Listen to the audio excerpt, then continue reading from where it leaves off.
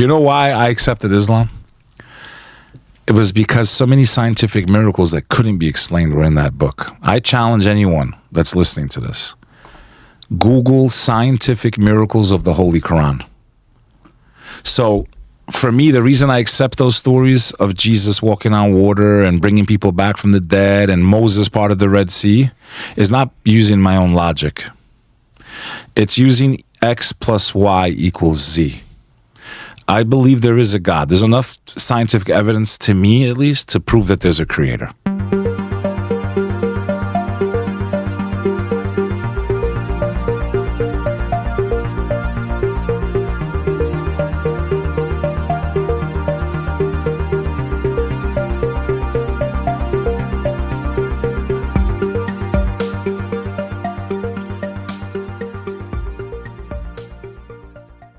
Anything to be random, meaning if the sun wasn't where it is, the 7 layers of the atmosphere, trees give us oxygen, we give them what they need, and I can go on and on and on. Like thousands of points that need to be perfect for us to even exist and to be having this conversation right now. Right. Like millions of points that need to be in order for you to even exist, which makes me think of this verse from the Holy Quran of which of the favors of your Lord do you deny?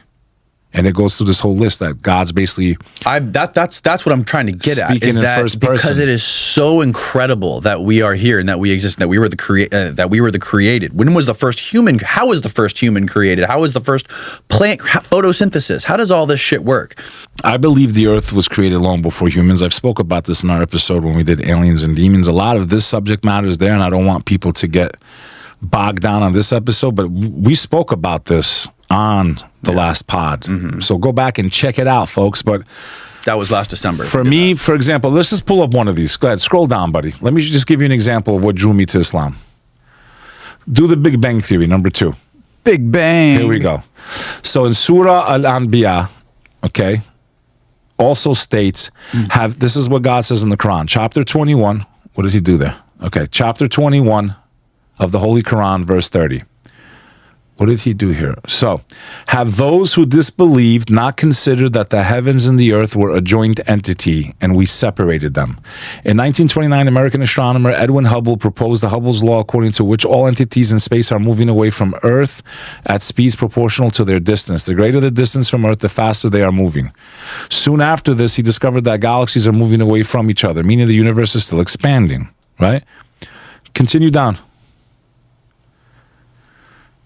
The Big Crunch theory, like all these things that are now being proven were in this book. This is the most fascinating one, by the way. This one blew my mind away. Embryology? And the Surah Al-Mu'min, which means the chapter The Believer in Islam.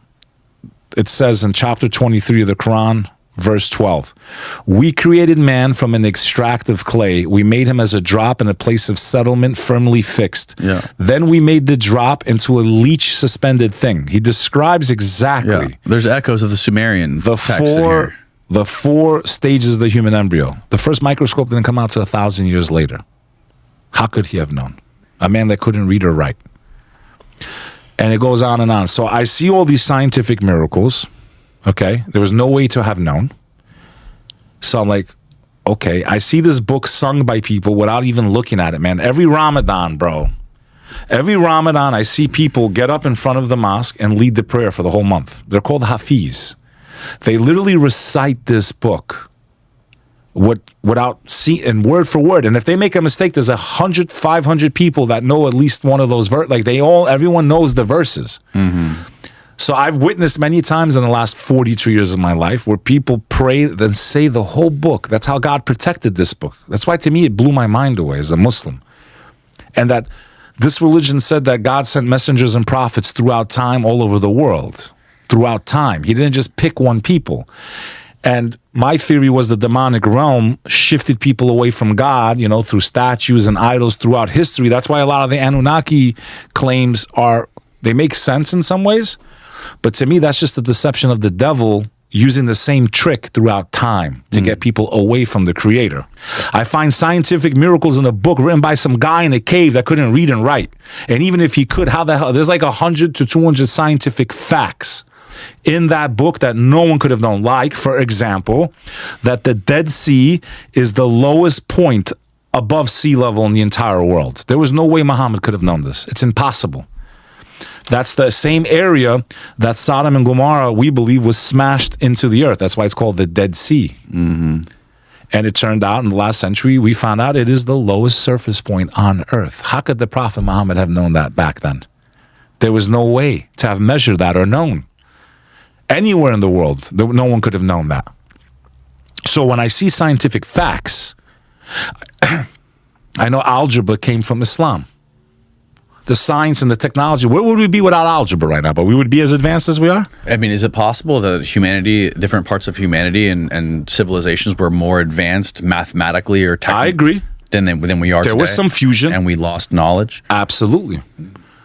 It's either that or there was civilizations or different species that were on this planet that were locked into another dimension. One of my theories of the pyramids, I just came up with this recently, because I was been looking for ways to describe it for a long time. And I kind of covered this in our episode, but there was one theory that I never said on your episode when we discussed, is it aliens or demons? And that was a really big episode that I had with you. Mm-hmm. I think it was one of three things. Either A, they had knowledge that we no longer have.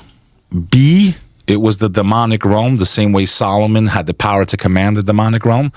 We know that Pharaoh was doing black magic. We can see that in the movie 10 Commandments when he throws his rod and Moses throws their rods, and he has sorcerers and magicians, and I do believe black magic's real, 100%. I believe you can summon and work with that dimension. I believe we're in an interdimensional war in the aspect of the demonic realm versus humanity. They want to destroy us since before we were even created, the devil species, but not all of them, because the Muslims don't believe that all of them are evil. So what I think is going on is that maybe the ancient Egyptians worked with the jinn, they worshipped them, they did sacrifices, whatever they did, and they got knowledge from that demonic realm, the same way I proved to you on your show that Jack Parsons was doing all this crazy shit with Aleister Crowley. He's the reason we went to space, brother. Mm-hmm. How did Jack Parsons get to space? He tells you himself. We were doing all these rituals, and I was contacted by a being named Belial Dajjal. So just like we may have hypothetically advanced our technology today through demonic means, it's in Jack Parsons' autobiography. So for those of you that believe in that story, because I've seen your comments on my episode with Danny, if it worked now, imagine it, why wouldn't it work in the time of the Egyptians? To get knowledge that we don't possess, because that's what black magic is. You sell your soul to get knowledge or a power that you're not supposed to have. But you lose the hereafter. When you perform these rituals, you no longer have any shot of going to paradise. And I do believe there's groups of people that have sold their souls. Where do you think this paradise is? Where do you think heaven is? It's in a different dimension, I think. I think God is outside of the physical universe. Just like I'm outside of this pot. And God can see it. And that's why time doesn't apply, because they say time is circular once you're outside of it.